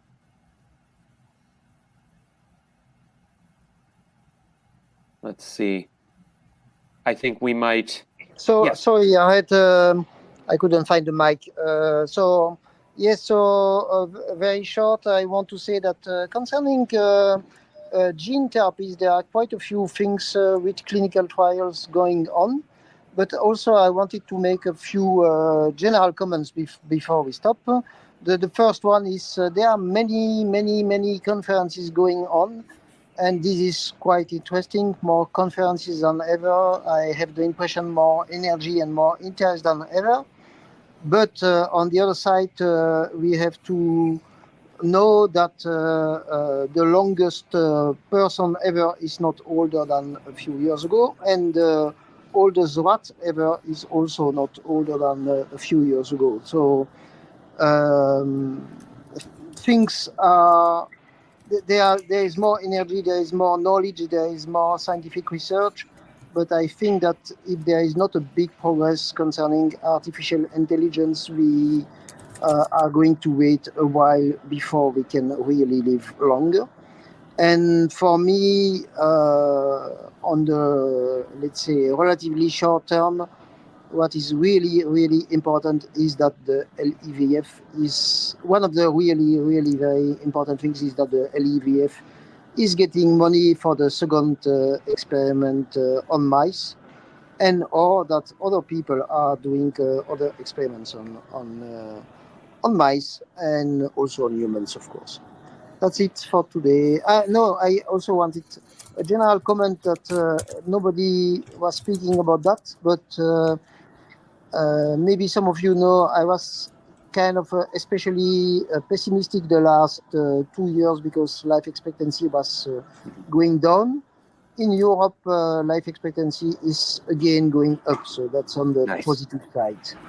Yes. Well, thank you for mentioning that positive development, but indeed we need to be concerned about life expectancy not increasing faster. So I do hope Ray Kurzweil is right, that Jose's optimism is justified, that we get more AI progress, and that we absolutely get more funding for robust mouse rejuvenation and the Longevity Escape Velocity Foundation so that we could all live long and prosper.